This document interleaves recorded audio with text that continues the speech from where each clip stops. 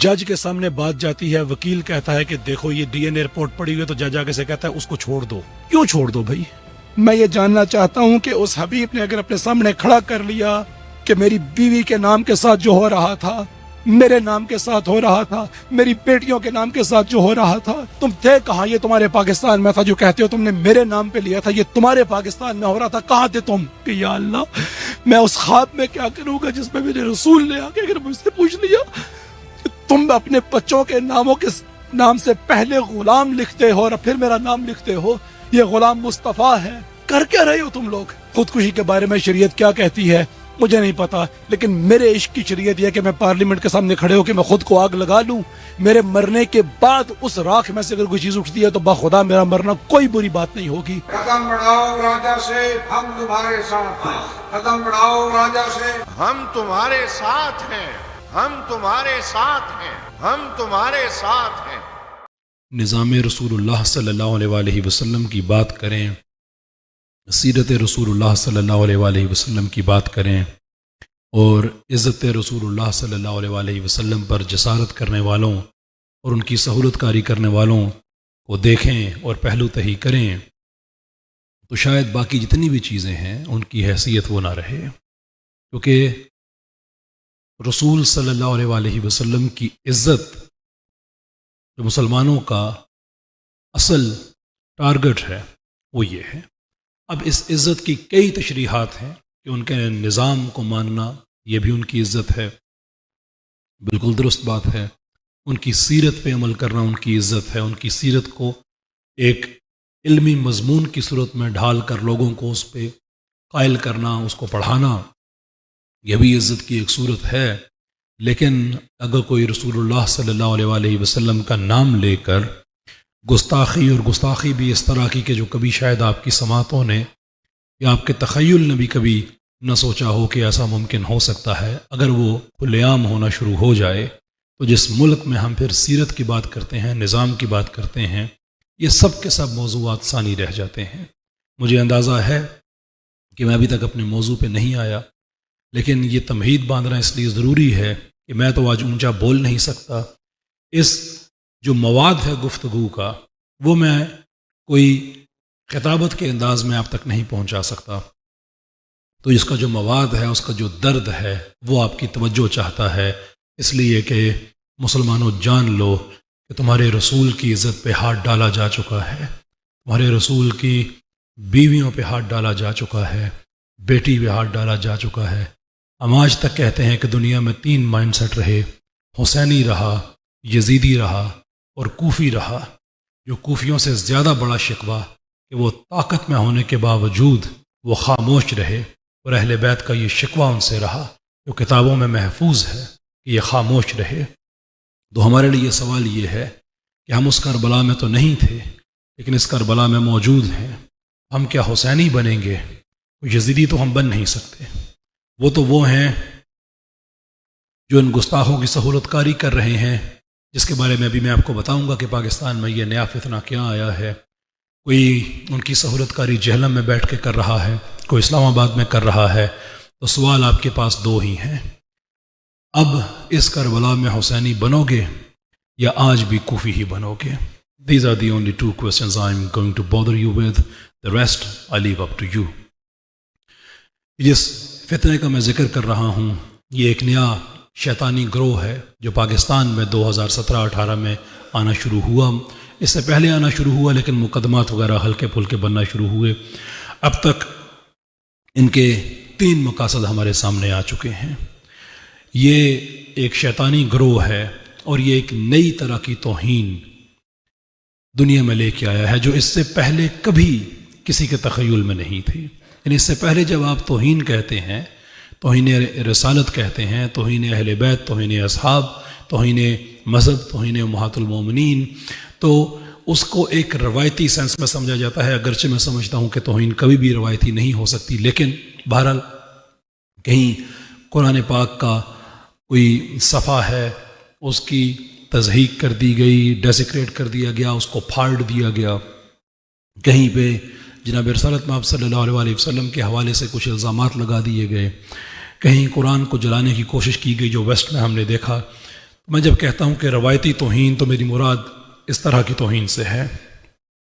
یہ جو توہین اب پاکستان میں انٹروڈیوس کی گئی ہے اس کو پورنوگرافک بلاسفمی کہا جاتا ہے. اور اب یہاں سے میں آپ سے معذرت چاہتا ہوں، بالخصوص جو سادات بیٹھے ہوئے ہیں آپ سے میں بہت معذرت چاہتا ہوں کہ جو چیزیں اب آپ سننے جا رہے ہیں اس پوائنٹ کے آگے یہ بڑی تکلیف دہ ہیں، لیکن اس کا حل چونکہ ضروری ہے اس لیے آپ کے سامنے یہ مینشن کرنا بھی ضروری ہے. یہ جو پورنوگرافک توہین کا جو کانسیپٹ پاکستان میں متعارف کرایا گیا یا خاص طبقے کی طرف سے، یہ طبقہ فحش فلموں کو اور توہین کو انہوں نے آپس میں مکس کر دیا، اور اس میں نہ انہوں نے جناب رسالت مآب صلی اللہ علیہ وآلہ وسلم کی ذات اقدس کا حیا کیا، نہ امہات المومنین کا کیا، نہ اہل بیت کی دیگر خواتین کا کیا، نہ صحابیات کا کیا، نہ صحابہ کا کیا، نہ قرآن کا کیا. ان کی جو گستاخی شروع ہوتی ہے، جو کم سے کم ہوتی ہے، وہ یہ ہوتی ہے کہ قرآن کے اوپر پاؤں رکھ کے اس کی فلم بناؤ اور ہم تک بھیجو، تو ہم پھر سمجھتے ہیں کہ تم اس لائق ہو کہ تمہیں آگے لے کے جایا جائے. اب جب آغاز اتنا تکلیف دہ ہے کہ اس کو سننا بھی مشکل ہے، تو پھر آگے آگے کیا ہوگا آپ امیجن کر سکتے ہیں. قرآن میں سورہ نور کی بالخصوص توہین، اب جو لوگ جانتے ہیں سورہ نور کی اہمیت کیا ہے وہ یقیناً میری بات کی تہہ تک پہنچ چکے ہوں گے. یہ پھر آگے جاتے جاتے یہاں تک جاتی ہے کہ قرآن کی آیات جسم کے نجس حصوں پہ لکھ کے ان کے فوٹو بنانے، ان کے ویڈیوز بنانے اور ان کو پھر سوشل میڈیا پہ شیئر کرنا، پھر مذاق بنانا. امہات المومنین، اہل بیت کی خواتین کے نام فحش فلموں میں کام کرنے والی گندی اور غلیظ عورتوں کے جسم پہ لکھ کے ان کے فوٹوز کے اوپر ان کو شیئر کرنا. جناب رسالت مآب صلی اللہ علیہ وآلہ وسلم، اور میرے لیے یہ بہتر ہوتا کہ میں زمین میں گڑ جاتا یہ باتیں اب تک سے شیئر کرنے سے پہلے، لیکن کوئی ایسی جسارت نہیں جو ان بدماشوں اور ان حرامیوں نے چھوڑ دی ہو. یہ ایک سے بڑھ کر ایک یہ کیے جا رہے ہیں. یہ رول پلیز تک بھی جا پہنچے ہیں کہ جہاں پہ ان کا ایک کوئی لڑکا، ان کی ایک لڑکی آپس میں مختلف کردار بنتے ہیں. ایک طرف کسی کافر سردار کا وہ بن جاتا ہے کہ میں فلاں کافر سردار ہوں، تاریخ میں سب کے نام لکھے ہوئے ہیں. دوسری طرف کوئی اہل بیت کی خاتون کا اس کو نام دے دیتے ہیں، اور پھر آپس میں جو ان کی چیٹ ہوتی ہے وہ ساری کی ساری لغو، جنسی، گھٹیا لیول کی ہوتی ہے. پھر اس کے اوپر وہ شیئرنگ کی جاتی ہے، پھر واہواہی ہوتی ہے. اور یہ پورا ایک شیطانی گروہ ہے جو اس کو کر رہا ہے. ان کے کچھ سرغنے پکڑے بھی گئے، انہوں نے یہ بتایا بھی کہ ہم کیوں کر رہے ہیں. سیکولرزم کے لیے کر رہے ہیں کہ اگر ہم نے اس حرام کاری کو پاکستان میں عام کرنا ہے تو پھر مذہب کے تقدس کی دیوار گرانی ہوگی، اور یہ دیوار گرے گی تو پھر انسان کے لیے حلال حرام میں تمیز نہیں رہتی، پھر انسان کچھ بھی کر سکتا ہے. یہ ہو رہا تھا. پھر آہستہ آہستہ یہ ہوا کہ کچھ لوگ اٹھ کھڑے ہوئے، انہوں نے ان لوگوں کو گرفتار کرانا شروع کیا، شکایتیں کیں. FIA کے پاس گئی کیونکہ یہ سائبر کرائم تھا، آن لائن ہو رہا تھا سوشل میڈیا پہ. کچھ گرفتاریاں ہوئیں لیکن وہ ناکافی تھیں. تو بات چلتے چلتے 2022 تک گئی، کیونکہ جب گرفتاریاں بھی نہیں ہو رہی اس سپیڈ کے ساتھ اور جو ضابطے کی کارروائی ہے اس میں بھی کافی سستی ہے، تو لوگوں نے ہائی کورٹ کے دروازے کھٹکھڑانا شروع کیے کہ یہ کیا ظلم ہو رہا ہے، اس ظلم کو پاکستان میں کیسے برداشت کیا جا سکتا ہے. اور FIA والے اپنا کام پورے طریقے سے کر نہیں رہے. تو وہاں پھر لاہور ہائی کورٹ نے 2022 میں ڈائریکشنز دیں کہ ایک خاص ادارہ بنایا جائے FIA کے اندر. میری آواز آپ کو ٹھیک آ رہی ہے؟ زیادہ گونج تو نہیں ہے اس میں؟ بہت شکریہ آپ کا. 2022 میں یہ ڈائریکشنز دی گئیں کہ FIA کے اندر ایک خاص ادارہ بنایا جائے جس کا مقصد صرف اس شیطانی گروہ کو گرفتار کرنا ہو. وہ ادارہ بنا، اس کو ABC بھی کہتے ہیں اور ABU بھی کہتے ہیں، یعنی کہ اینٹی بلاسفمی سیل یا اینٹی بلاسفمی یونٹ، دونوں اس کے نام ہیں. اس ادارے نے پھر بڑے پیمانے پہ گرفتاریاں شروع کیں، لیکن وہ بڑا پیمانہ بھی یہ ہے کہ 400 تقریباً لوگ گرفتار ہوئے. PTA والے 1,10,000 ایسے لنکس پہلے انہوں نے بلاک کیے، یعنی تقریباً 10 لاکھ تھے، جس میں سے 1,10,000 کا تعلق اس قسم کی توہین سے تھا۔ 14 لاکھ کی رپورٹ انہوں نے ابھی دی ہے کچھ ہفتہ ڈیڑھ پہلے ہائی کورٹ میں کہ اتنے لنکس انہوں نے اور بلاک کیے ہیں۔ اس کے ساتھ ساتھ قرآن بورڈ پنجاب بھی اس معاملے میں انوالو ہوا، 60-65 لوگ انہوں نے FIA پہ زور ڈال کے ان کو گرفتار کرایا، لیکن یہ توہین بڑھتی رہی۔ اور یہ بات ذہن میں رکھیں کہ میں اسلامی جو ہمارا جو مذہب اسلام ہے، دین اسلام ہے، میں اس کے حوالے سے بات کر رہا ہوں۔ حقیقت یہ ہے کہ انہوں نے کسی مذہب کے پلے کچھ نہیں چھوڑا۔ عیسائیت کی بھی توہین ایسے ہی، ہندوازم کی بھی ایسے ہی، سکھ ازم کی بھی ایسے ہی، باقی جو انبیاء ہیں سب کی توہین ایک طرح سے ہی۔ ہمارے لیے وہ سارے انبیاء ہیں، لیکن ظاہر سی بات ہے کہ عیسیٰ علیہ السلام کی کے حوالے سے جو سمجھ عیسائیت میں پائی جاتی ہے وہ ہم سے مختلف ہے، تو انہوں نے جو ان کا عقیدہ ہے اس کی بھی توہین کرنا شروع کی اور اسی ترقی کرنا شروع کی۔ اب مسئلہ یہ ہونا شروع ہوا کہ ایک طرف مدعی اور جو وکیل حضرات تھے ان کے پاس ایک آپشن تھا کہ پبلک کو بتایا جائے، علماء کو بتایا جائے کہ یہ کیا ہو رہا ہے اور ایک میسو پریشر کریٹ کیا جائے، بالخصوص اس وقت جب FIA والے اپنا کام نہیں کر رہے تھے، یعنی کہ اینٹی بلاسفمی سیل بننے سے یہ پہلے کی بات ہے۔ اس وقت جن علماء نے وہ تصاویر دیکھیں، وہ ویڈیوز دیکھے، تو ان سب نے ایک ہی مشورہ دیا کہ خدا کا واسطہ ہے اس کو پبلک میں نہ لے کے آنے دینا، لوگ یہ توہین برداشت نہیں کریں گے، پاکستان میں کچھ نہیں بچے گا۔ یہ کسی نے کبھی سوچا بھی نہیں تھا، اس کو عدالت کی چار دیواری کے اندر رکھو، اور یہی ہوا۔ عدالت کی چار دیواری کے اندر 2024 تک یہ معاملہ چلتا رہا۔ پھر 2024 میں ایک نیا گروپ سامنے آتا ہے جو ایک نئی کہانی لے کے آیا۔ وہ کہانی یہ ہے کہ ایک گروہ ہے پنڈی اسلام آباد میں جس کا نام ہے بلاسفمی بزنس گروپ، اور وہ معصوم لوگوں کو توہین کے الزامات میں پکڑ کر ان کو گرفتار کرواتا ہے، ان سے پیسے کماتا ہے۔ اب آپ پڑھے لکھے لوگ ہیں، یہ بات تو آپ بھی سمجھتے ہیں کہ کسی موضوع کو جو سب سے پہلے پبلک میں پھیلاتا ہے وہ لوگوں کے ذہن میں اپنا دیا ہوا تاثر ہی قائم کرتا ہے، اپنی جو اس کی سٹوری ہوتی ہے وہ بتاتا ہے۔ چونکہ جو مدعی حضرات تھے اور جو وکیل تھے وہ اس معاملے کو عدالت کی چار دیواری کے اندر ایڈریس کر رہے تھے، ان لوگوں نے، جس کے اندر ایمان مزاری شامل تھی، ہادی علی چٹھا جو ایمان مزاری کے ہسبینڈ ہیں، یہ میاں بیوی جن کو بھی جیل ہوئی ہے، یہ دونوں شامل تھے، کچھ اور وکیل تھے، ان لوگوں نے اس کو براہ راست سوشل میڈیا پہ پھیلانا شروع کیا۔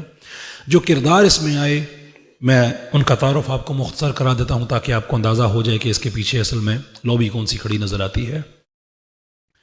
احمد نورانی نامی ایک صحافی جو کہ امریکہ میں بیسڈ ہے، اس کا ایک بہت ہی گھٹیا لیول کا آن لائن اخبار ہے فیکٹ فوکس، اس کے اندر 29 جولائی 2024 کو یہ خبر رپورٹ ہوتی ہے۔ خبر کیا ہے کہ جنوری 2024 میں اسپیشل برانچ پنجاب پولیس اس نے ایک رپورٹ جاری کی ہے کہ ایسا ایک گروپ موجود ہے، اور انہوں نے بڑی تحقیق کی ہے، اور واقعی ایسا گروپ ہے جو لوگوں کو پکڑواتا ہے۔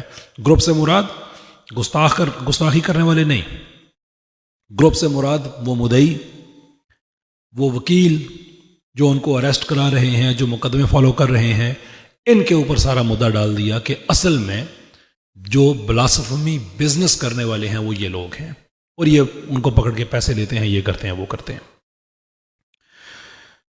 بعد میں احمد نورانی نے اس چیز کا اعتراف کیا کہ وہ رپورٹ در حقیقت اس کی لکھی ہوئی نہیں تھی، یہ اس کے اخبار میں جو شائع ہوئی تھی یہ اس کی لکھی ہوئی نہیں تھی، بلکہ 2 خواتین کے نام اس نے بتائے، جس میں سے ایک خاتون کا نام ہے سونیا خٹک اور دوسری کا نام ہے قندیل عظیم۔ سونیا خٹک وہ خاتون ہے جو پبلک میں یہ موقف رکھتی ہے، پبلک میں سے مطلب خفیہ طور پہ کوئی راز کی بات آپ کو نہیں بتا رہا، جو اس کا عام عوام میں موقف ہے، جس پہ وہ لکھتی ہے، پوسٹ کرتی ہے، وہ یہ ہے کہ نبی پاک صلی اللہ علیہ وآلہ وسلم کو نبی ماننا یہ ایمان کا تقاضا ہے، لیکن ان کو آخری نبی ماننا ایمان کا تقاضا نہیں ہے۔ یہ اس کا موقف ہے پبلک میں ایک سے زیادہ مرتبہ۔ یہ ہو گئی ایک خاتون۔ دوسری خاتون قندیل عظیم، یہ وہ خاتون ہے جو توہین رسالت کرنے کو، توہین انبیاء کرنے کو، توہین مذہب کرنے کو بنیادی انسانی حق قرار دیتی ہے کہ یہ فریڈم آف ایکسپریشن ہے، ہر انسان کا حق ہے جس کی مرضی توہین کرے۔ تو آپ کو تعارف ہو رہا ہے کہ کون لوگ ہیں جو رپورٹس لکھ رہے ہیں۔ اس میں قندیل عظیم کے بارے میں آپ کو یہ بھی بتا دوں، شاید آپ کے ذہن میں ہو 2016-17 کے وقت سوشل میڈیا پہ ایک دو بہت ہی گھناؤنی بلاسفیم کرنے والے گروپ سامنے آئے تھے، بھینسا، موچی، اس طرح کے نام تھے، شاید آپ کے ذہن میں کچھ ہو۔ ان میں جو کردار تھے ان میں وکاس گورایا تھا، اور ایک اور تھا سعید، ابھی اس کا پورا نام میرے ذہن میں آ جائے گا، وہ تھا، اور کچھ اور لوگ تھے۔ اب فیکٹ فوکس کے حوالے سے میں آپ کو یہ بھی بتاتا چلوں کہ وکاس گورایا کا یہ دعویٰ ہے کہ یہ اخبار اس کا ہے، احمد نورانی کہتا ہے میرا ہے، لیکن آپ کو بہرحال ایک لنک مل جاتا ہے۔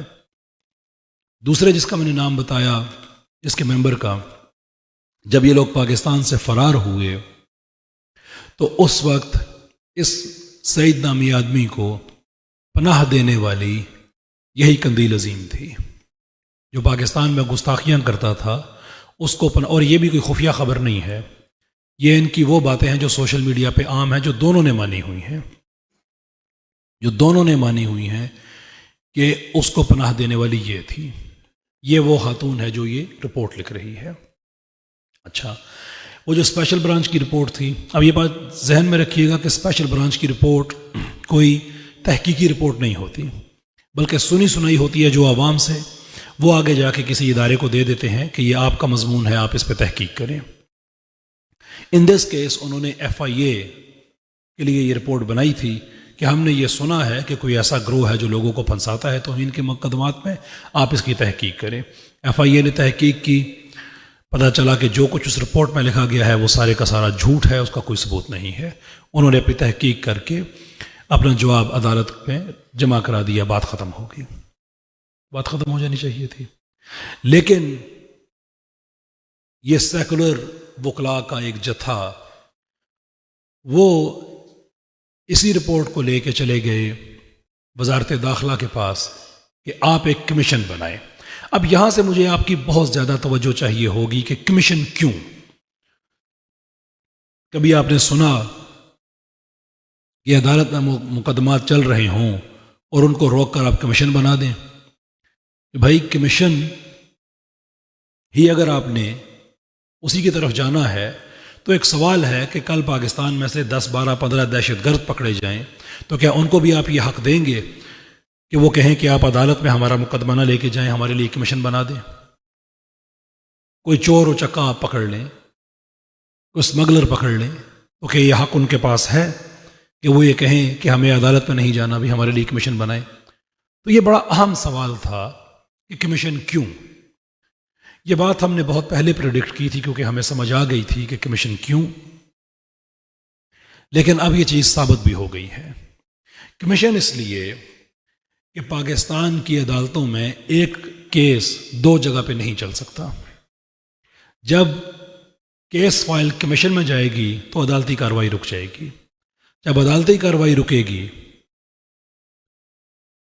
تو پھر ملزمان کو ضمانت کا حق مل جاتا ہے۔ اب آپ کہہ سکتے ہیں کہ اگر ملزمان خود کہہ رہے ہیں کہ کمیشن بنائیں تو پھر ضمانت کا حق کیوں ملے گا انہیں؟ اور اگر آپ ایسا سوچ رہے ہیں تو بالکل ٹھیک سوچ رہے ہیں، لیکن یہ کتنے کمال کے لوگ ہیں کہ انہوں نے ملزمان سے یہ کہلوایا ہی نہیں کہ آپ کمیشن بنائیں، بلکہ ان کے فیملی ممبرز کو آگے کر کے کمیشن کی درخواست کی کہ کل اگر ملزمان کو یہ کہا جائے کہ آپ کی خواہش پہ یہ کمیشن بنا ہے، آپ کو ضمانت نہیں مل سکتی، تو وہ آگے سے کہنے کے قابل ہوں کہ بھئی ہم نے کب کہا تھا، میرے ماموں نے کہہ دیا، میرے پھوپھا نے کہہ دیا، وہ میں تو نہیں ہوں، آپ نے تو ان کے کہنے پہ بنایا ہوا ہے۔ خیر، یہ بھی پتہ چلا کہ وہ درخواست بھی جعلی تھی، 134 لوگوں کے نام پہ جو فیملی ممبرز تھے ان ملزمان کے مختلف جگہوں پہ، ان کے نام پہ یہ درخواست دی گئی تھی، لیکن بعد میں پتہ چلا کہ وہ درخواست بھی جعلی تھی۔ پھر یہ چلے گئے اسلام آباد ہائی کورٹ، یہ کہہ کے کہ وزارت داخلہ نے تو ہماری بات مانی نہیں ہے، اس لیے اب ہم آپ کے پاس آئے ہیں، آپ یہ کمیشن بنا دیں۔ وہاں پہ ایک بہت ہی سیکولر طبیعت کا جج اعجاز اسحاق، جسٹس اعجاز اسحاق نے وہاں پہ یہ فیصلہ کیا کہ اب جو ان مقدمات کی ہیئرنگ ہوگی وہ لائیو ہوگی۔ وہاں سے پھر ایک لائیو ہیئرنگ کا سلسلہ شروع ہوا۔ اب یہ چیز ذہن میں رکھیں کہ بنیادی تقاضا ہے یہ عدل کا کہ دونوں جو فریق ہیں ان کے فریقین کو آپ سنیں گے اور اس کے بعد آپ فیصلہ دیں گے، یہ بنیادی اصول ہے۔ جسٹس اعجاز اسحاق نے 42 ہیئرنگز کے بعد ایک پارٹی کو سنا، یعنی 42 ہیئرنگز تک، 42 میں سے 40 ہیئرنگز ایک پارٹی کو سنا، ایک ہیئرنگ دوسری پارٹی کو سنا، اور 42ویں ہیئرنگ تھی اس کے 10-15 منٹ کے بعد ایک فیصلہ دے دیا، ان کو روک کے وکیل صاحب کو، جان محمد خان صاحب کو روک کے فیصلہ دے دیا کہ اب کمیشن بنایا جائے۔ لوگ بھی حیران، وکیل حیران، باقی سارے حیران کہ یہ کون سا فیصلہ ہوتا ہے بھائی۔ پہلی تو بات یہ ہے کہ آپ نے دونوں فریقوں کو سننا ہے، دوسری بات یہ ہے کہ کمیشن آپ بنائیں گے تو یہ عدالت ہے بھائی، آپ کا ذاتی ڈیرا تو نہیں ہے، آپ کی بیٹھک تو نہیں ہے کہ جہاں پہ آپ قانون خود ہی بنا لیں گے، تو ملک کے آئین اور قانون کے تحت آپ فیصلہ کریں گے۔ تو پاکستان کا آئین، جس آئین کے تحت یہ سیکولر وکلاء کمیشن بنوانا چاہتے تھے، وہ آئین کی شک ہے، یہ نوٹ کر لیجئے، 199(1)A یا 199 بھی کہیں، پر 1A میں اگر اس کی فردر شرائط ہیں، 3 شرائط ہیں بنیادی طور پہ کہ اگر کوئی عدالت کمیشن جیسا کوئی پلیٹ فارم بناتی ہے تو 3 شرطوں کا ہونا ضروری ہے۔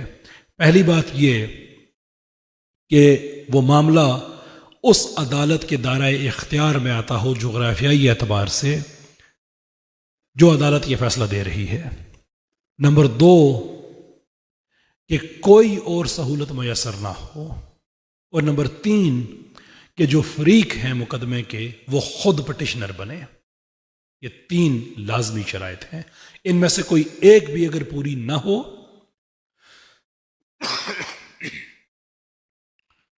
تو پھر آپ کمیشن نہیں بنا سکتے۔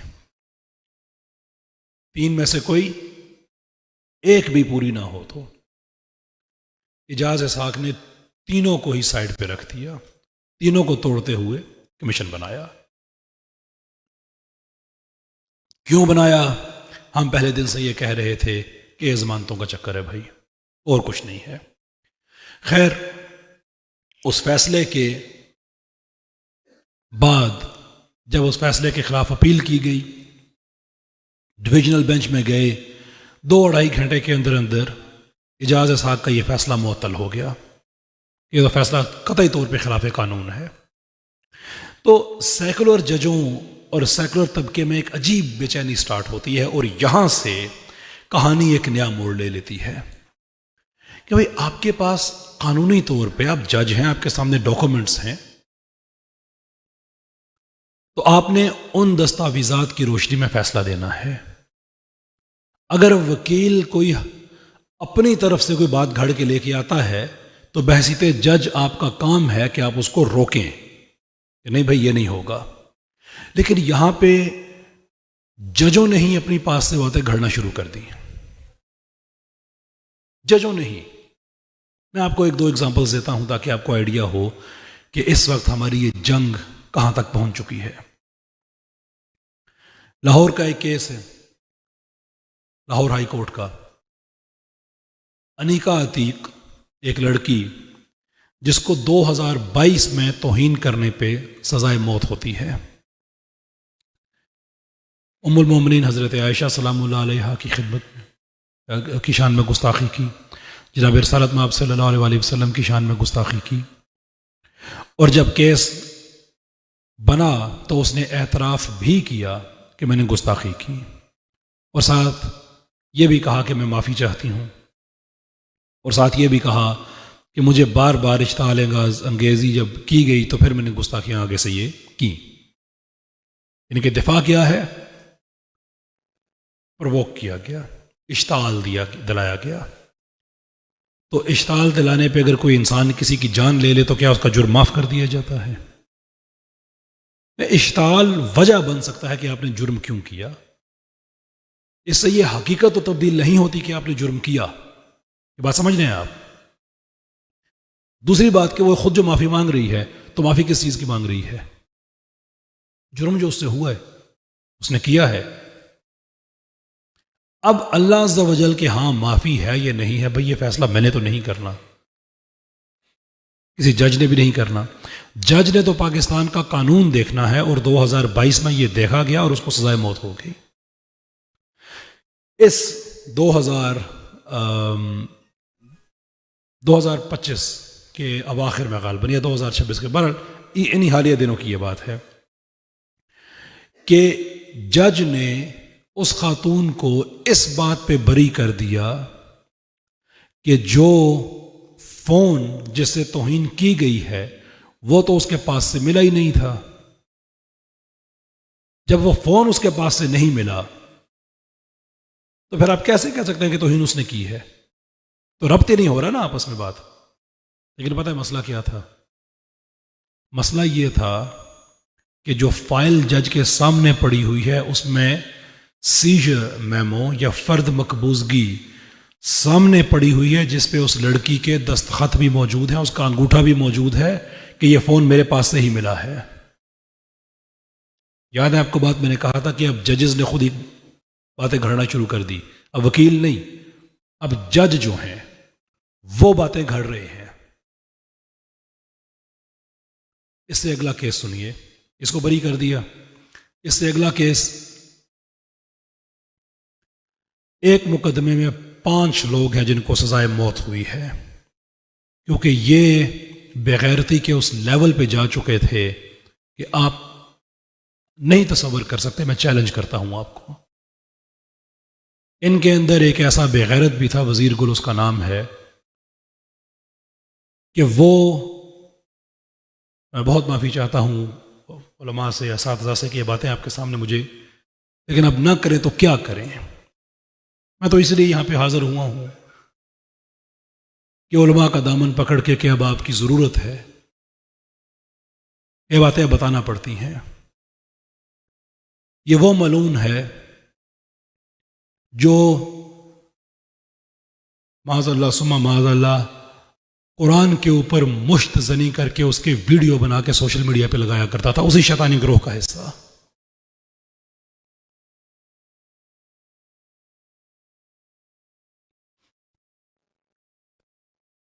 اس کی D N A report Punjab forensic science agency نے جاری کی کہ گلابی رنگ کے غلاف میں لپٹا ہوا قرآن جو اس کے پاس سے برآمد ہوا تھا، اس کے مقدس اوراق پہ جو منی کے قطرے ہیں وہ اسی کے ہیں. جج کے سامنے بات جاتی ہے، وکیل کہتا ہے کہ دیکھو یہ ڈی این اے رپورٹ پڑی ہوئی ہے، تو جج آگے سے کہتا ہے اس کو چھوڑ دو. کیوں چھوڑ دو بھائی؟ یہ عدالت ہے، کسی کے باپ کا ڈیرا تو نہیں ہے. قرآن کی بات ہو رہی ہے، مذاق ہے یہ. 5 ملزم وہاں پہ پیش ہوئے، جن میں سے یہ بھی تھا. 2 کے وکیل آئے، 3 کے وکیل ہی نہیں آئے، اور جج نے 5 کو بری کر دیا.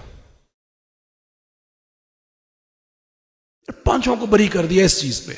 آپ کو اندازہ ہو رہا ہے یہ کمیشن کیوں بنا رہے تھے؟ صرف اس لیے کہ ایک دفعہ کمیشن بنے، ان کی ضمانتیں ہوں، کسی طرح سے یہ ملک سے بھاگیں، ملک کے اندر ان کو چھپایا جائے، کچھ بھی کیا جائے، ون وے اور دی ادر. ایک طرف ساری کی ساری آسمہ جہانگیر کی باقیات کھڑی ہے ان کے ساتھ، اور اب وہ جہلم کا جو ہے قادیانیوں کا فرنٹ مین وہ بھی ان کے ساتھ کھڑا ہو گیا ہے، انجینئر. وہی سارا جتھا جو مبارک ثانی قادیانی کیس یاد ہوگا آپ کو. مبارک ثانی کے کیس میں جو جتھا ایک طرف کھڑا ہوا تھا وہی سارا جتھا اب اس طرف کھڑا ہوا ہے. اس کیس میں بھی جو مدعی تھے، جو مبارک ثانی کے خلاف کھڑے ہوئے تھے، وہی ان گستاخوں کے خلاف کھڑے ہوئے ہیں. ٹیمیں وہی ہیں، گراؤنڈ چینج ہو گیا ہے. ججز بھی وہی حرکتیں کر رہے ہیں. تو وہاں پہ تو جب سارا پاکستان کھڑا ہو گیا، اب جو میرا سوال ہے، جو علماء سے سوال ہے، یار میں جاہل آدمی ہوں، میں درس نظامی نہیں کیا، میں مدرسے میں نہیں جا سکا، لیکن محبت رسول میں دل تو میرا بھی دھڑکتا ہے نا، تکلیف تو مجھے بھی ہوتی ہے۔ ججز کے پاس ڈی این اے رپورٹ پڑی ہوتی ہے، وہ کہتے ہیں سائڈ پہ پھینک دو، کس کے پاس جائے، کس کا دروازہ کھٹکھٹائے؟ یہ جو اقبال کے اس شعر کو بار بار کہتے ہیں کہ الہی تو نہ حساب لے، تجھ سے پوچھنے والا کوئی نہیں ہے، لیکن اگر تو نے حساب لیا تو اپنے حبیب کے سامنے نہ دینا کہ ان کے سامنے حساب نہیں دے پائیں گے۔ میں یہ جاننا چاہتا ہوں کہ اس حبیب نے اگر اپنے سامنے کھڑا کر لیا کہ میری بیوی کے نام کے ساتھ جو ہو رہا تھا، میرے نام کے ساتھ ہو رہا تھا، میری بیٹیوں کے نام کے ساتھ جو ہو رہا تھا، تم تھے کہاں؟ یہ تمہارے پاکستان میں تھا جو کہتے ہو تم نے میرے نام پہ لیا تھا، یہ تمہارے پاکستان میں ہو رہا تھا، کہاں تھے تم؟ Where were you؟ نہیں ہے جواب میرے پاس۔ میں اس لیے جاتا ہوں، میں ابھی گجرانوالہ گیا ہوں، میں نے لاہور میں پروگرام کیے، میں نے قصور میں کیے، اب میں آپ کے پاس حاضر ہوں۔ میں نے اس کے بعد رحیم یار خان جانا ہے، میں نے بہاول نگر جانا ہے، میں نے ساہیوال جانا ہے، میں نے سارے کام چھوڑ کے اس پہ آ گیا ہوں کہ یا اللہ میں اس خواب میں کیا کروں گا جس میں میرے رسول نے آ کے اگر مجھ سے پوچھ لیا کہ تم اپنے بچوں کے ناموں کے نام سے پہلے غلام لکھتے ہو اور پھر میرا نام لکھتے ہو، یہ غلام مصطفیٰ ہے، کر کیا رہے ہو تم لوگ؟ اس ملک میں تم نے نظام مصطفیٰ لے کے آنا ہے جس میں عزت مصطفیٰ بھی محفوظ نہیں ہے۔ کنیز فاطمہ نام لکھنے والوں آج دیکھتے نہیں ہو اس نام کے ساتھ کیا ہو رہا ہے، کہاں کہاں وہ مردود اس جسم کے، اور چیلنج کر کے کہتے ہیں میں ابھی آپ کو لنک دوں، اللہ عز و جل کی عزت کی قسم ہے میں ابھی آپ کو لنک دوں کہ یہ دیکھیں یہ لائیو ہو رہا ہے۔ وہ ایسے دھڑلے سے کر رہے ہیں، کل عالم سیکولر ان کے ساتھ کھڑا ہو گیا ہے، جہلم کا وہ مردود ان کے ساتھ کھڑا ہوا ہے، ہم کہاں جائیں؟ ہمارے پاس دو رستے ہیں کہ میرے جیسے بندے کے ساتھ کوئی چلے یا نہ چلے، میں بھی شریعت کا خیال رکھوں نہ رکھوں، خودکشی کے بارے میں شریعت کیا کہتی ہے مجھے نہیں پتا، لیکن میرے عشق کی شریعت یہ ہے کہ میں پارلیمنٹ کے سامنے کھڑے ہو کے میں خود کو آگ لگا لوں، میرے مرنے کے بعد اس راکھ میں سے اگر کوئی چیز اٹھتی ہے تو بخدا میرا مرنا کوئی بری بات نہیں ہوگی۔ یا دوسرا یہ ہے کہ میں آپ سے کہوں یار آپ تو اکثریت میں ہیں، تو اکثریت میں ہیں، کیا مبارک ثانی کے کیس کا ہمیں یاد نہیں ہے؟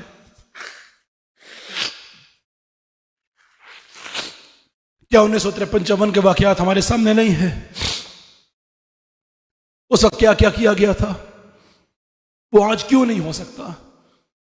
میں وائلنس کی کسی کو میں نہیں کہتا کہ آپ کریں، میں کہتا ہوں کہ اس ملک میں عدالتوں کا مزاج ہے کہ جس مقدمے کے ساتھ لوگ کھڑے ہو جاتے ہیں وہاں پہ عدل ہوتا ہے، وہاں پہ انصاف ہوتا ہے۔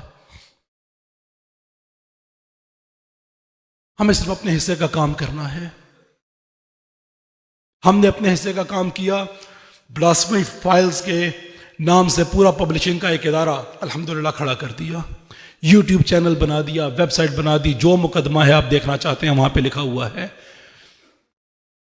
200 300 600 صفحات کی فورنزک رپورٹس ان ملونوں کے فون سے نکل رہی ہیں جس کے اوپر ٹائم سٹیمپ ہے، ڈیٹ سٹیمپ ہے کہ کس وقت انہوں نے کون سی تصویر کس کی شان میں کیا گستاخی انہوں نے کی تھی اور انہوں نے واٹس ایپ پہ شیئر کی، فیس بک پہ شیئر کی، سارا کا سارا ان کے فونوں سے نکلا ہوا ہے۔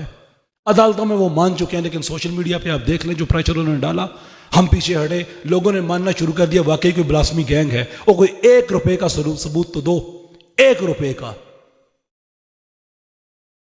کسی کرپٹ آفیسر نے کسی سے پیسے لے کے چھوڑ دیے تو ہم اس کو بھی کنڈیم کریں گے، لیکن کسی کو پنسانے کے لیے کوئی 1 روپے کا ثبوت ہے کسی کے پاس؟ none whatsoever, nothing۔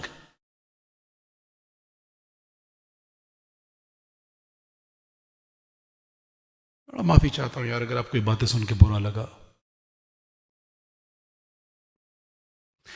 لیکن میں کوفی نہیں ہوں، خاموش نہیں رہ سکتا اس پہ،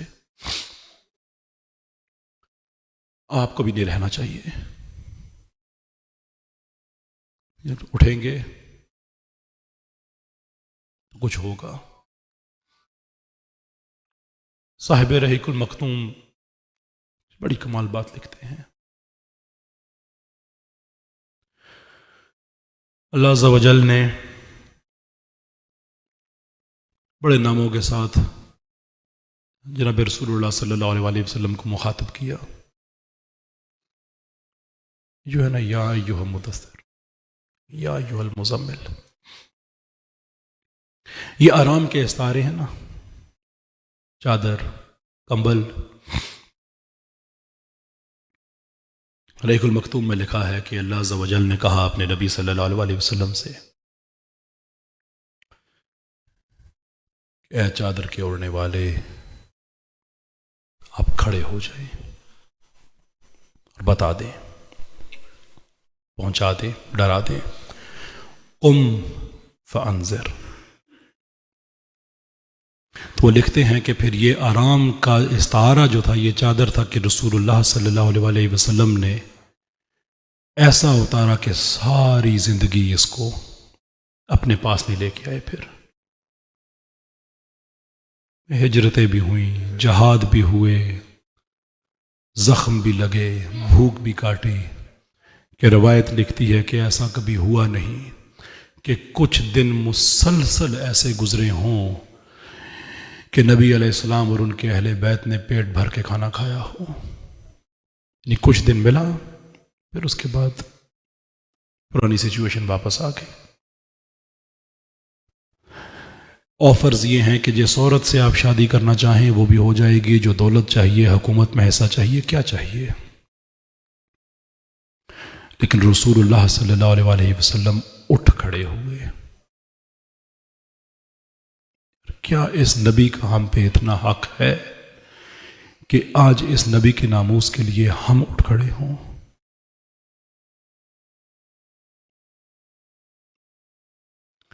اللہ کو تو اپنے محبوب صلی اللہ علیہ وسلم کی ذات اتنی پیاری ہے کہ اگر کوئی لفظ بھی ایسا لوگ کہیں جس کے ملٹیپل میننگز ہوں تو قرآن میں آیت آ جاتی ہے کہ آج کے بعد نہیں کہنا. تو عزتیں اتنی محفوظ کی ہیں. ہماری جو جنگ ہے وہ اس جسارت کے خلاف ہے.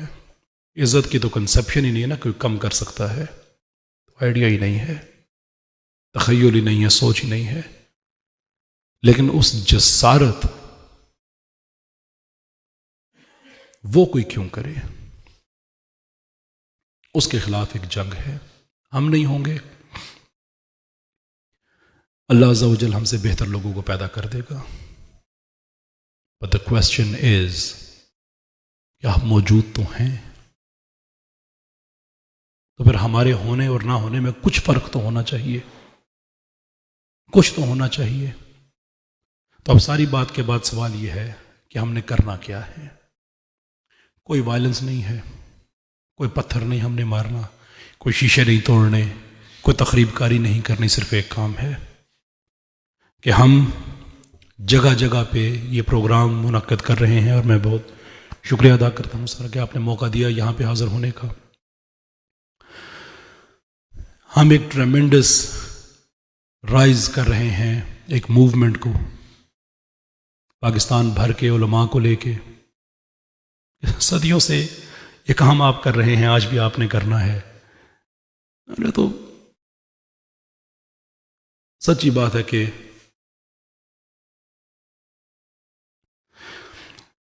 گھر میں اگر ڈاکہ پڑ جائے تو چوکیدار گھر والوں کو جگاتا ہے.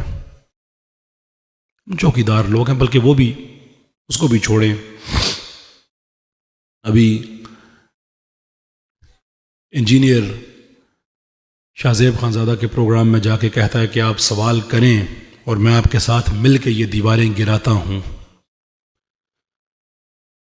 تو میں ویڈیو رسپانس میں فی البدی یہ جملہ میرے منہ سے نکل گیا کہ تمہیں پتہ ہی نہیں ہے کہ یہ دربار رسول کے مستری کھڑے ہیں، تم جو مرضی کوشش کر لو. یہ اتنا لوگوں کو جملہ اچھا لگا، اتنا کہ اب سوشل میڈیا پہ لوگوں نے خود کو لکھنا شروع کر دیا کہ ہاں ہیں بھئی ہم دربار رسول کے مستری. ہم تو یہ کام کرتے رہیں گے. جو آپ سے درخواست ہے سر کہ اس موومنٹ کو لیڈ کریں، رہنمائی آپ نے کرنی ہے. ہمارا کام تو ایک دروازہ کھٹکھٹانا ہے جو ہم کھٹکھٹاتے آ رہے ہیں کہ اب حکومت پہ ہم نے پریشر ڈالنا ہے کہ پارلیمنٹ میں یہ سوال اٹھے کہ آخر کار کسی سیاستدان کی شان میں گستاخی ہو جائے تو گھروں سے اٹھوا لیا جاتا ہے، تو یہاں پہ کیا خانوادہ رسول صلی اللہ علیہ وسلم اس کا یہ مقام ہے کہ کوئی جو مرضی کرتا پھرے اور آگے سے کچھ نہیں ہوگا، اور آسمہ جہانگیر کی باقیات وہ ساری اکٹھی ہوئی ہے. اور یہ میں اس لیے باقیات کہتا ہوں، یہ لٹرلی آخری بات ہے، اس کے بعد میں اجازت چاہوں گا آپ سے، کہ یہ میں نے آپ کو بتایا کہ جتنے بھی یہ 3 چیزوں کا کنیکشن ذہن میں رکھیے گا کہ میں نے آگے آپ کو عرض کیا آپ کے سامنے کہ سارے مذاہب کی جتنی بھی مقدس ہستیاں ہیں سب کی گستاخی کی گئی سوائے قادیانیت کے، جس کو وہ مقدس اپنا کہتے ہیں. Does that tell us something؟ کہ اسی کو کیوں چھوڑا گیا؟ یہ ایک چیز ذہن میں رکھیں. دوسری یہ رکھیں کہ وہ سونیا خٹک جس کے بارے میں نے آگے آپ کو بتایا کہ جو ختم نبوت پہ ایمان کو اسلام کا ضروری حصہ ہی نہیں سمجھتی ہے، وہ پبلکلی اس چیز کا اعتراف کر چکی ہے کہ ان گستاخوں کے حق میں بیرون ملک جو پروگرام کیے گئے ان کی فنڈنگ قادیانیوں نے کی ہے. اور تیسری چیز کہ یہ جو بار بار عدالت کے اندر کوششیں کی جاتی ہیں، کاوشیں کی جاتی ہیں، یہ مجھے فلاں جگہ پہ ایسے پھنسا دیا گیا فلاں، یہ جو ملزمان کے اب بیان ہیں یہ پہلے نہیں تھے، 2021-22 میں بیانات نہیں تھے، یہ بیان بدلے اور سوشل میڈیا پہ جو یہ طوفان کھڑا ہوا اور ججز نے جو یہ ان لوگوں کو رہا کرنا شروع کیا، یہ ایک خاص وکیل کے سارے معاملات میں شامل ہونے کے بعد کے ہیں. اس کا نام ہے عثمان کریم الدین. یہ قادیانی ہے، سپریم کورٹ کا وکیل ہے، اور میری معلومات کے مطابق ان گستاخوں کے وہ گستاخ جن کا تعلق لاہور سے ہے تقریباً آدھے کیس اس کے پاس ہیں. یہ 3 چیزیں ذہن میں رکھیں. آج بھی قادیانی لوبی کو اس سے اگر آپ نکال دیتے ہیں تو اس میں بچتا کچھ نہیں ہے. فنڈنگ بھی وہ کر رہے ہیں، وکیل بھی وہ دے رہے ہیں، اور ان کے مذہب کو کچھ کہہ بھی نہیں رہا ہے. تو اس سے ہمیں کیا پتہ چلتا ہے؟ بچے تو نہیں ہیں ہم، ایک آدھا ایویڈنس کافی ہوتا ہے، ہمارے پاس تو کنیکشن ہے پورا. اور سوشل میڈیا پہ بھی جتنے بڑے جتھے ہیں وہ سارے انہی کے ہیں، اکثریت انہی کے ہیں. تو یہ تو بات واضح ہے کہ اس کے پیچھے سیکولرز ہیں، اس کے پیچھے قادیانی ہیں. یہ تو بات ریکارڈ ہو رہی ہے، میں آن ریکارڈ کہہ رہا ہوں. میں نے اس پہ ایک کتابچہ بھی لکھا ہے جو بہت جلد میں پیش کروں گا انشاءاللہ.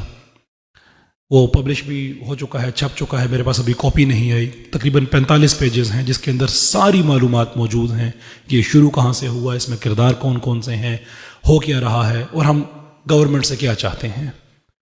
مجھے بتائیے کہ کیا یہ تقاضا ان ریزنیبل ہے؟ یہ غیر معقول بات ہم کہتے ہیں کہ ایسے مقدمات میں فیصلے 3 مہینے کے اندر اندر کیے جائیں اسپیشل عدالتوں میں.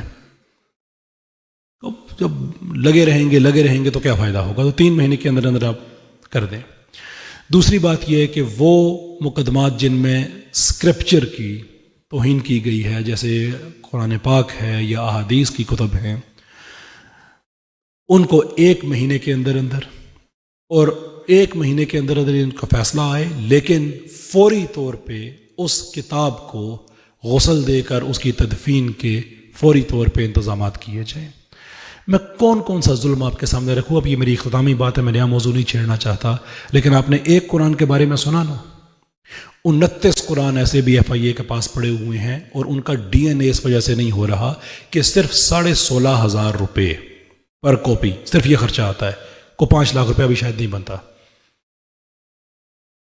کہ گورنمنٹ کی طرف سے پیسے ریلیز نہیں ہو رہے. ہم نے آفر کیا یار پیسے ہم اکٹھے کر کے دے دیتے ہیں، آگے سے کہتے ہیں کہ نہیں چونکہ یہ ایک سرکاری کام ہے اس لیے جو ڈرافٹ آرڈر وغیرہ آتا ہے وہ سرکاری ہونا چاہیے، پرائیویٹ بندہ سے فنڈ نہیں کر سکتا. یہ ہمارا دوسرا مطالبہ ہے. یہ میں پھر سیاق و سباق میں کلیئرز کر دوں کہ پہلا مطالبہ ہمارا کہ 3 مہینے کے اندر اندر خصوصی عدالتیں بنا کے یہ مقدمات کو نپٹایا جائے. دوسرے یہ کہ جہاں پہ اسکرپچر ہے، قرآن ہے، کتب احادیث ہیں، وہ 1 مہینے کے اندر اندر ان کو، اور ساتھ یہ کہ اس قرآن کو فوری طور پہ غسل دے کے تدفین کر کے، کہ ریاست کا ایک نمائندہ ہو جو سرٹیفائی کرے کہ میں نے دیکھا اس قرآن کو میرے سامنے غسل دیا گیا ہے، تدفین کی گئی ہے، اور یہ اس کا سرٹیفکیٹ ہے. میاں جلیل شرکپوری صاحب ایک بڑی اچھی بات کہتے ہیں، ان معاملات میں وہ بہت زیادہ اللہ انہیں جزائے خیر دے معاونت کرتے ہیں، کہ وہ کہتے ہیں کہ یار قتل کے مقدمے میں بھی آپ عدالت میں بار بار ڈیڈ باڈی تو نہیں لے کے جاتے نا، ڈیتھ سرٹیفکیٹ ہی لے کے جاتے ہیں. تو یہاں سے ایک سرٹیفکیٹ اسلامی نظریاتی کونسل کا آدمی ہو، کوئی مجسٹریٹ ہو، کوئی آدمی ہو، وہ سرٹیفائی کر دے کہ یہ ڈی این اے رپورٹ جس قرآن سے متعلق ہے وہ میرے سامنے اس کو غسل دیا گیا ہے، تدفین کی گئی ہے. کیونکہ ایک ایک لمحہ، آپ علماء ہیں، آپ یہ بات مجھ سے بہتر جانتے ہیں کہ ایک ایک لمحہ وہ قرآن جو وہاں پڑا ہوا ہے یہ گناہ جاریہ ہے، کہ مسلسل اس حالت میں پڑا ہوا ہے، کئی سال سے پڑا ہوا ہے. حکومت کے پاس بسنت کرانے کے پتہ نہیں کتنے پیسے آ جاتے ہیں، آج فلاں کا کنسرٹ ہو رہا ہے، آج فلاں میلہ ہو رہا ہے، کروڑوں روپے آ جاتا ہے، یہ 4-5 لاکھ روپیہ اکٹھا نہیں ہو رہا فار وٹ ایور ریزن. تو یہ ہم علماء سے ایک درخواست ہے کہ یہ پریشر ڈالنے میں ہماری مدد کریں. اور ساتھ یہ کہ جو سیکولر ججز ہیں، آخری بات کہ جو سیکولر ججز ہیں یہ ایک پریشر ان پہ، یہ بات میں آپ کو بتا دوں کہ اگر یہ شرارت سے باز نہیں آتے تو اس معاملے میں خاموش ہم بھی نہیں ہیں. کوئی ایسا جج نہیں ہے جس کی جوڈیشل کمیشن میں جس کو فائل نہ کیا گیا ہو. کمپلینٹ سب کی ہو چکی ہیں. ہم یہی چاہتے ہیں کہ عدالت اپنا کام کرے، ججز اپنا کام کریں. تو سمری ساری بات کی یہ ہے کہ ججز پاکستان کے قانون کے مطابق اپنا کام کریں، اور یہ جو سیکولرز بیٹھے ہوئے ہیں، یہ جو دجل پھیلا رہے ہیں، ان کو بھی روکا ٹوکا جائے. وہ میرا کام ہے، اللہ عز و جل وہ مجھ سے لے گا، وہ کیسے کرنا ہے میں اچھی طرح سے جانتا ہوں. رپورٹڈلی ان کے پاس تو 35 سے 40 لاکھ روپے مجھے بتائے گئے ہیں جو انہوں نے سوشل میڈیا پہ لگائے لوگوں کی ذہن سازی کرنے کے لیے، لوگوں کو یہ بتانے کے لیے کہ وہ ایمان نامی لڑکی ہے، وہ لوگوں کو پھنسا لیتی ہے، پھر اس پہ مقدمے کر دیتے ہیں، پھر پیسے لیتے ہیں، یہ کرتے ہیں وہ کرتے ہیں. بھائی تمہارے پاس 35-40 لاکھ روپیہ تھا، میرے پاس نہیں تھا. میرے پاس غلامی رسول تھی صلی اللہ علیہ وسلم، میرے پاس یہ ہے، تھی، ہے، انشاءاللہ ہمیشہ رہے گی. ایک مہینے میں 60 لاکھ لوگوں تک پیغام گیا. انہوں نے تنگ آ کے میرا فیس بک پیج ہی ہیک کر دیا جیسے یہ پیغام گیا تھا کہ سارا جھوٹ بول رہے ہیں. مزید اس پہ انفارمیشن چاہتے ہیں تو میری اور فرنود عالم کی ایک ڈبیٹ ہے TCM چینل پہ، آپ کو مل جائے گی، جہاں پہ سب سچ جھوٹ کھول کے سامنے آ جائے گا کہ کس لیول کا دجل ہے. یہی آپ سے ہمیں سپورٹ چاہیے. میں دوبارہ آپ کی خدمت میں حاضر ہو جاؤں گا. جو ایکشن پلان ہے ہمارا، جس کے اندر ہم نے خطوط نویسی کرنی ہے، پارلیمنٹ میں جانا ہے، جو لوکل MNAs ہمارے موجود ہیں، MPAs موجود ہیں، ان کو ریچ آؤٹ کرنا ہے، پارلیمانی کمیٹیوں میں یہ بات جائے کہ سارا قانون کے مطابق ہو. لیکن ایک بات ہمیں پتہ ہے، سوری میں نے 2-3 دفعہ کہا کہ آخری بات میں، پھر بات آگے کھل جاتی ہے، پرومس دس ٹائم آخری بات. یہ بات ہمیں پتہ ہے کہ جس معاملے میں محراب و ممبر آ جاتا ہے وہاں پہ دجل اور سیکولرزم کی گیم اوور ہو جاتی ہے. تو اب تو الٹیمیٹ گیم کے اوپر ہم آئے ہوئے ہیں. جو بات میں بار بار کہتا ہوں کہ اگر ہم یہ کام نہیں کر سکے تو پھر شاید ہم نے پھر کچھ بھی کر لیں اس کے بعد شاید وہ میٹر نہ کرے. تو اس لیے میں محراب و ممبر کے پاس اس لیے چل کے حاضر ہوا ہوں، بار بار ہوں گا کہ اس معاملے میں آپ ہمیں لیڈ کریں، سپورٹ کریں. بڑا پر امید ہو کے آیا ہوں کہ یہاں جس درد سے آقا صلی اللہ علیہ وسلم کا نام لیا جاتا ہے، اس نام کی حفاظت کے لیے ہم ویری شور کہ آپ سب کھڑے ہوں گے. بہت شکریہ آپ سب کا. السلام علیکم ورحمۃ اللہ.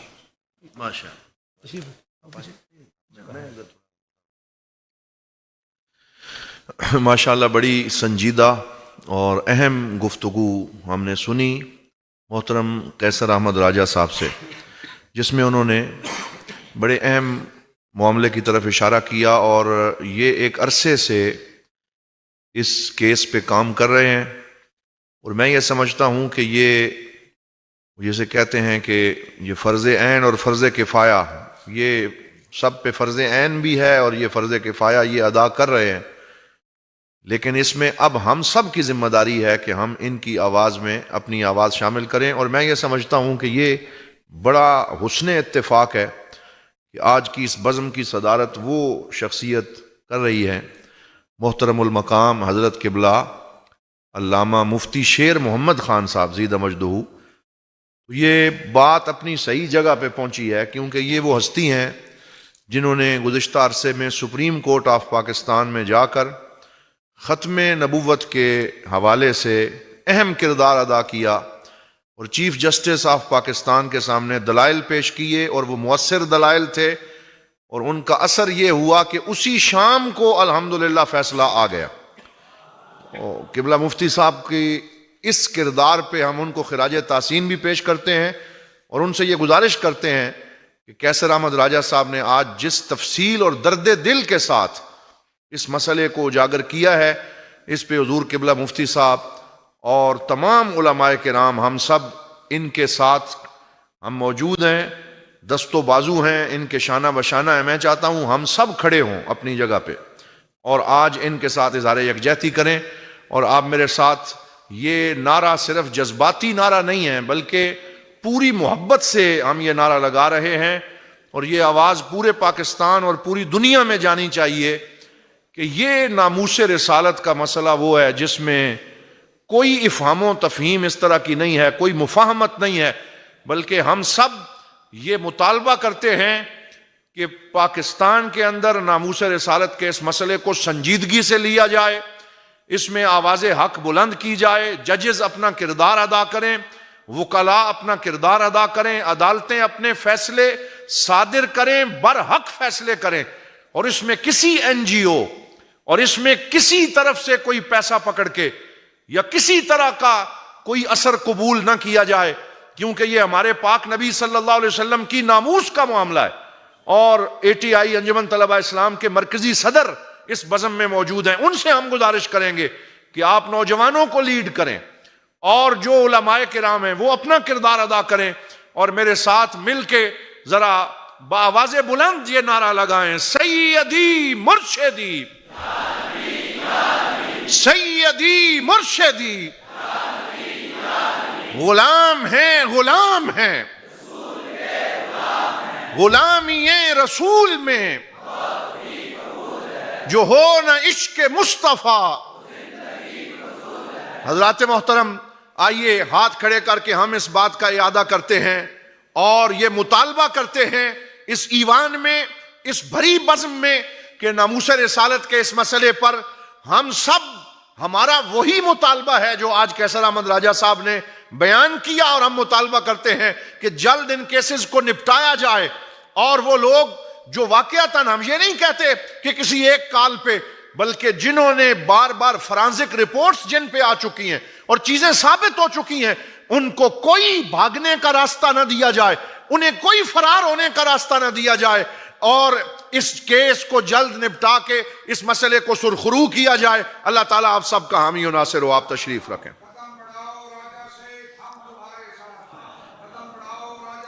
ہم تمہارے ساتھ ہیں، ہم تمہارے ساتھ ہیں، ہم تمہارے ساتھ ہیں۔ ماشاءاللہ یہ قبلہ مفتی صاحب کی طرف سے تائید ہے، تمام علماء کی طرف سے تائید ہے، اور انشاءاللہ آنے والے دنوں میں بھی اس مسئلے میں ہم آپ کے ساتھ ہیں۔ اللہ تعالیٰ آپ کو سلامت رکھے۔ آپ تشریف رکھیں۔